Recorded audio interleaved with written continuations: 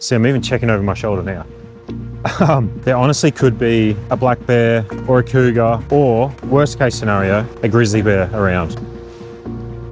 Whoa, what is that? And then as I looked up, they were gone. I don't know if they went into that little, that's just how it is. If you live in the mountains in anywhere in North America, pretty much, you're going to stumble across wildlife. Behind us, massive mountain here.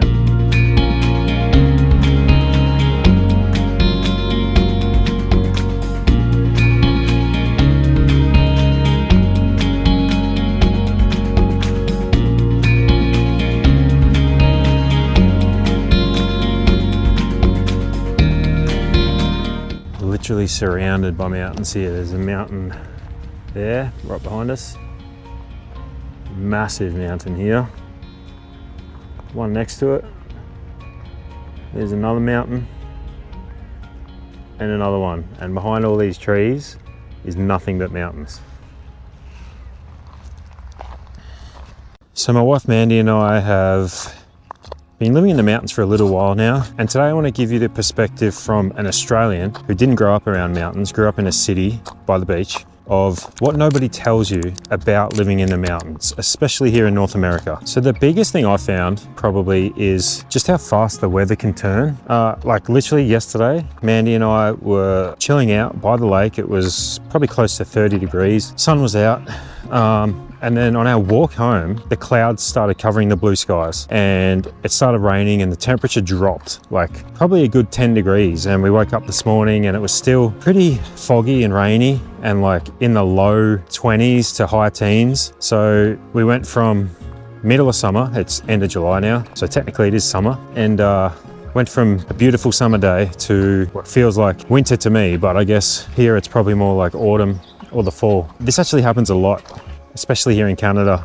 A good example of that was when I was living here about 10 years ago. I was working on the drilling rigs out in Alberta, and I bought this old Bronco, 1993 Bronco. It was awesome, black. I always wanted a Bronco, like it was everything I always wanted, but it was pretty old. And I bought it for a few $1,000s, thinking this is gonna be the best car to drive around in the snow. And it was. It had 4-wheel drive and everything. Anyway, my work told me I was going to work at a place called Rocky Mountain House, and this was about September, I believe. Middle of summer, basically, like it's warm, it's 30 degrees everywhere. Anyway, I'm driving up to this Rocky Mountain House. It's like around the Jasper area, and as I'm going up this mountain, I keep going further and further up. I couldn't believe it, but it started snowing. And I thought, okay, this is pretty cool. Like, get to see snow this early in the year. It was really beautiful. But as I kept driving, obviously my car started sliding out because we're in the snow. So I pulled over, put it in 4x4, kept driving. By now I'm only about maybe 10 to 20 kilometers from where the drilling rig was that I had to work on. Anyway, even in 4-wheel drive, I could not keep this car on the road. It was going into the banks. I almost veered into a tree a couple of times. Like, it was scary. And the sun had started to go down, so it was starting to get dark. Anyway, it took me probably 2 to 3 hours to get that last 10, 20 kilometers because my truck, or my Bronco, didn't have winter tires, which I didn't think was a problem. It was September. I always thought you only needed winter tires in winter. But as it turns out, in the mountains, it can be winter almost any time of year. Like, except for maybe July and August, like it can snow all year round in the mountains. In fact, it probably does snow in July and August as well. And if that wasn't bad enough, I got to the rig late, and this is embarrassing, but the guys asked me, hey, do you want to plug your truck in? And I was like, what are you talking about? Why would I plug my truck in? It's not electric. It runs on gas. And they looked at me like, oh no. They came and showed me there's a block heater in pretty much all trucks here, which you plug in to an electrical socket, and it basically just keeps your engine warm because the temperatures dip to like minus 20, 30, sometimes even minus 40 degrees, especially out in Alberta. And if you don't plug it in and keep it warm, your truck will literally freeze. The engine will seize up, you won't be able to start it, and you won't be able to get out of there. Luckily, I think because I'm Australian, they had a bit of sympathy for me and they didn't give me too much shit. If I was Canadian, they probably would have looked at me like I was an absolute idiot. But yeah, that was a lesson. Be prepared any time of year for the weather to change. If you go out and it's spring or summer in Canada, you got to bring a jacket just in case, because you never know what the weather will do. Okay, it's just me on this trail, which is awesome, but whenever I'm going on a hike like this, I'm super aware of the fact that there honestly could be a black bear or a cougar, or worst case scenario, a grizzly bear around, because that's just how it is. If you live in the mountains in anywhere in North America, pretty much, you're going to stumble across wildlife, especially bears. Like, obviously you get deer and moose and elk and like the cute animals like the squirrels and whatever. And I love them all. But when it comes to bears, they scare the shit out of me because I've watched too many YouTube videos about people getting mauled by bears. And see, I'm even checking over my shoulder now. But as a foreigner especially, I mean, all you gotta do is watch one YouTube video and see just how gnarly a grizzly bear attack can be. Black bears, not so bad. They generally leave you alone. Like, I mean, the first time I lived in Canada, I was working at a hotel doing night security and I was on the phone to my mum. I'm watching the security cameras and a black bear just walks through the entrance like it was nothing. And no one freaked out, no one cared, they just shoot it off and it was all good. And you see black bears all the time when you're playing golf or whatever, but grizzly bears are known to be aggressive and violent, they're carnivores. So I think you just have to be a little bit aware, like not paranoid, but if you're going out for a hike deep into the woods on your own, you definitely need to first of all have bear spray on you. Like that's probably the main thing you need. And also make sure like your phone has battery and that sort of stuff. And honestly, if I could, I would probably have a firearm with me because something tells me bear spray wouldn't do that much if I was to come across a grizzly. What's down here? Okay guys, just a quick side note. If you are living up here in the mountains and you do lose phone service, you're pretty much off grid. Like you can't do anything without having cell service up here and you can lose it very quickly, which actually reminds me of a story when Mandy and I flew to Mexico. We flew into Cancun about 3 years ago and we took a taxi to Playa del Carmen to check into our Airbnb, only to find we were past the check-in time and we couldn't call the check-in desk, we couldn't message them or anything, we couldn't call an Uber, we didn't have any service on our phones because we hadn't purchased a SIM card or anything, and we didn't have an eSIM, which is the last time we traveled without an eSIM because we never wanted to be put in that situation again. We were literally standing on the side of the road in Mexico at 1 o'clock in the morning with no phone at all. We had to walk like 7 blocks to a Holiday Inn just to get a hotel room to stay for the night. And it was super sketchy. So if you haven't heard of an Olafly eSIM, it is a digital SIM card that you can put on your phone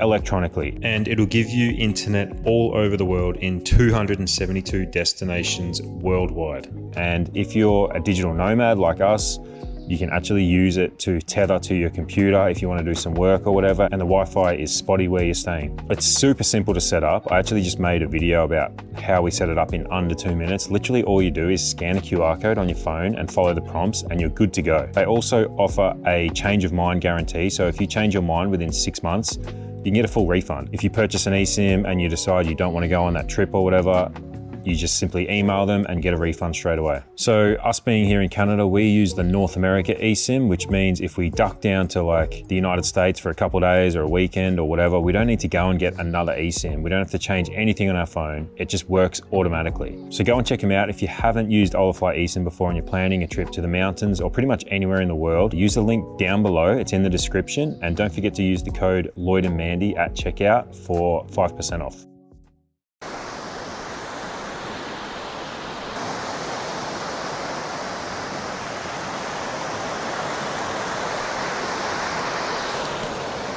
Someone's been on the fireball.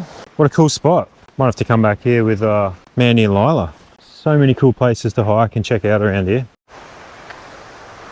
So I got another story related to that actually, and it brings me to my next point, which is you really have to prepare for winter living in the mountains. You know, you have to have a snow shovel, you have to have firewood if you're using a wood fireplace. You have to have the right footwear, like even walking in the snow, you might come across a little bit of like black ice or something. If you aren't wearing the right footwear, like just regular shoes in the snow, first of all, your feet are going to be drenched and you're going to be freezing cold, but you are going to fall arse over tit, as my dad used to say. I've done it plenty of times. You have to have the right clothing, you have to have warm clothes. It basically comes down to like snow removal, being warm. They generally don't do garbage collection, which is super inconvenient, but I kind of understand why, because if you think about a garbage truck trying to drive around in deep snow in the mountains, going up and down hills, first of all, that's just like not really a viable option. Second of all, and the reason I believe some mountain towns don't do garbage collection is because of the bears. Especially in like British Columbia. If you just leave your garbage out on the street in summer, a bear is going to come and eat it, 100%. We actually had this happen to us. I was living in a shared house with 6 of my buddies in Canada about 15 years ago. We were young, like 23, 24, 25. And we figured out there was no garbage collection, which we thought was weird, but we didn't think too much of it. So we would literally just throw our garbage onto the balcony. I don't know, that sounds gross. It was gross, to be honest. When I was that young, it was kind of gross. To be honest, even looking back, I look back and think, wow, we were filthy. But anyway, and one day we're sitting there just minding our own business in our lounge room, and a black bear crawled up the balcony onto our deck and is going through our garbage. And we managed to shoo him off, which was good, but he came back every day because he knew there was food there. So we had to get rid of our garbage, obviously. We tried putting it in the garage after that, but the bear was onto it. And unfortunately, we had to call a ranger out. He didn't shoot him, but he did shoot him.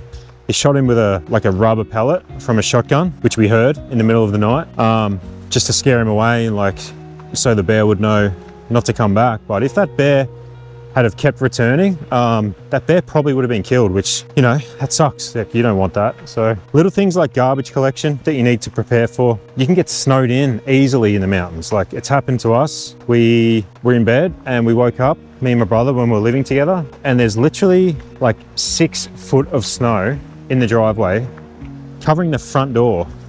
And we had just woken up thinking, oh cool, like it's a snow day, we're going to go snowboarding, we're going to be at the lift by 8:30 or whatever. We spent probably a good hour just shoveling our car out because we weren't prepared. We didn't get up. We should have gotten up way earlier than we did to start shoveling, and we should have had bigger shovels or even a snowblower, something. We didn't have anything. We just kind of were winging it, you know? And this is true for pretty much any small town, but especially in the mountains. Like, you may not be able to get supplies all the time. If it's been snowing a lot, like, the shops just might not be open. You probably can't just pop down to the grocery store because you forgot, you know, sugar or butter or something like that. Like, you need to actually think ahead and make sure you've got enough food, especially if there's bad weather coming. You gotta make sure you have enough food for a week or two. Because you never know if anything's going to be open. Just in general, like, even the store here isn't open on Sundays. So we can't just call an Uber Eats or whatever because there is none. So you have to do a little bit of forethinking when it comes to winter in the mountains. So I wouldn't say I'm in great shape, but I think I'm in okay shape. Like, I don't drink too much, try to eat healthy. I work out pretty much every day. I'm gonna go down here. Whoa, what is that? What the hell? I'm not trying to make this creepy, but that's kind of weird. It's like a bondage thing or something. What the fuck? Anyway, what was I saying? Yeah, I'm not super fit, but I'm in pretty good shape. And when I got here over a month ago, I started going for jogs around this lake here, and I noticed I was really out of breath really fast. And it took me a while, but I realized that it's probably the altitude, because if you haven't been living in high altitude, it does take a little bit of getting used to. Like, we came here a little over a year ago when Mandy was 5 months pregnant, maybe, something like that, 6 months. It really took a toll on her, like, big time. She was wiped out pretty much the whole time we were here. At first, we thought it was just jet lag, but she was getting like really bad vertigo and like headaches and stuff, and just felt like really terrible for the whole time we were here pretty much. And if you do a little bit of research, you'll see that that actually is a thing. Like, pregnant women don't do too well in the altitude, I don't think. Maybe if you've been living here for a while and you're kind of used to it, but if you're in any way compromised health-wise and you come to high altitude, like, you're gonna feel it. And that goes for like drinking alcohol as well. The first time you come to high altitude and you have a few beers like you usually would, you're gonna notice that first of all, you're probably gonna get drunk a lot quicker. And I think that's something to do with the oxygen in your blood. I'm not a scientist or a doctor, obviously, but the hangover is absolutely terrible. I remember every time a friend or a family member would come and visit me in the mountains, they would just be wiped out for like 3 days if we went for a few beers, like we usually would in a city. They would just have the worst hangover ever. And I had to start telling people, like, just remember to take it easy, because you're in the mountains, you're in the high altitude. This isn't the same. You're going to be affected by the alcohol way more. So getting used to the altitude is something that you should be aware of if you've never lived in the mountains. Winter is a whole nother world in the mountains, and it lasts a very long time. So winter starts pretty much around October, November is when it starts to get really cold and the days get really short. In the middle of winter, it gets light at like 9:30, maybe even 10 a.m. and then it starts getting dark even as early as 3. And honestly, it depends where you are, but where we are here, it can get as low as minus 30 degrees. Which is insane if you're not prepared for it. Like, I don't want to, how do I say this? Not to be a Debbie Downer or anything, but in particular, the area we live in, pretty much every year, they find a body underneath a bunch of snow because somebody has, a tourist most likely or whatever, someone from not this area has decided they're going to go out drinking, partying, and for whatever reason, I swear I'm not trying to make this scary at all. I just saw someone coming on their bike and I put the camera down and turned it off so I could move out the way. And then as I looked up, they were gone. I don't know if they went into that little thing there. Okay, whatever, what was I saying? Yeah, so pretty much every year, I think it is every year, they find bodies in the snow sort of on the side of the road or on like a walking path or something, because what happens is they'll go out drinking and then they decide to walk home and they don't realize that their body's really cold. And this will be on like a really, really freezing cold night. And then they lay down or whatever, maybe they pass out because they're getting hypothermia, and then it'll dump snow on them for days before anyone can actually find them. And they'll like send search parties out and stuff looking for these missing people, and no one can find them until like spring comes along and all the snow melts. So I know that was really morbid, sorry to be a downer, but that's just an example of like how brutal the winter can be. Like, it's not for the faint-hearted. You need to be prepared with the right clothes and just be like aware of what you're doing. Like, you can't really walk home from the bar when it's minus 10 out and snowing. Like, you just can't. So you got to be careful with that sort of stuff.